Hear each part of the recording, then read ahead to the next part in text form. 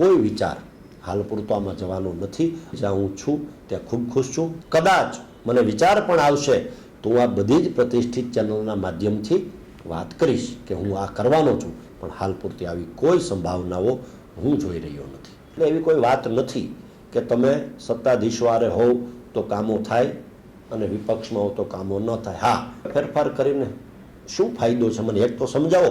મને હું જે પાર્ટીમાં છું, કોંગ્રેસ પક્ષમાં છું, એને એક પણ રીતે ક્યાંય અન્યાય કર્યો હોય અથવા મને ક્યાંય નુકસાન કર્યું હોય તો મને બતાવો. સૌથી પહેલાં તો તમે જ ચલાવો છો, તમારી પ્રતિષ્ઠિત ચેનલ જ ચલાવે છે. પણ હું એને પોઝિટિવ પણ લઉં છું અને નેગેટિવ પણ લઉં છું. પોઝિટિવ એટલા માટે લઉં છું કે વગર જાહેરાત કરે અમારું નામ, અમારો ફોટો તમે ટીવીમાં ચલાવો છો. આ પોઝિટિવ વાત થઈ. નેગેટિવ વાત એ છે મારા માટે કે 4.5 પોણા 5 વર્ષમાં મને હું જે પાર્ટીમાં છું, કોંગ્રેસ પક્ષમાં છું, એને એક પણ રીતે ક્યાંય અન્યાય કર્યો હોય અથવા મને ક્યાંય નુકસાન કર્યું હોય તો મને બતાવો.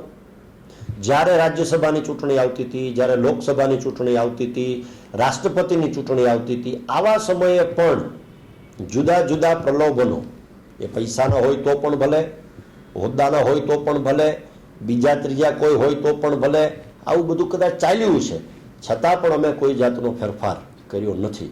તો હવે ફેરફાર કરીને શું ફાયદો છે મને એક તો સમજાવો.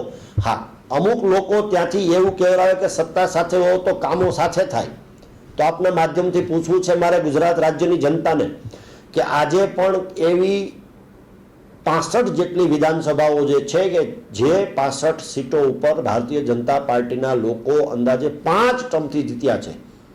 તો શું 5 ટર્મ સત્તા ઉપર રહેવાથી, રાજ્યમાં ભારતીય જનતા પાર્ટીનું શાસન 27 વર્ષથી હોવાથી એ વિસ્તારની જનતા જનાર્દનના પ્રશ્નો સોલ્વ થઈ ગયા? નહીં. એની સામે આજે પણ કોંગ્રેસની એવી ઘણી બધી સીટો છે કે જ્યાં 5 કે 6 ટર્મથી કોંગ્રેસના પક્ષ ઉપર માણસ ચૂંટાય છે.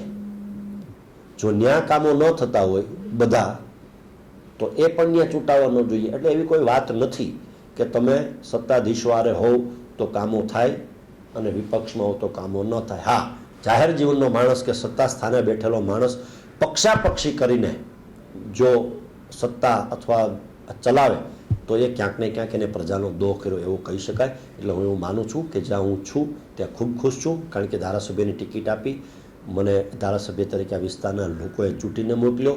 ત્યારબાદ મને પાર્ટીએ પ્રદેશમાં સ્થાન આપ્યું, પાર્ટીના પ્રવક્તા તરીકે સ્થાન આપ્યું, અને હજી કદાચ પાર્ટીને એમ લાગતું હતું કે આની શક્તિ પ્રમાણે ઓછું છે તો મને ગુજરાતમાં સૌરાષ્ટ્રના કાર્યકારી અધ્યક્ષ તરીકેની જવાબદારી આપી છે.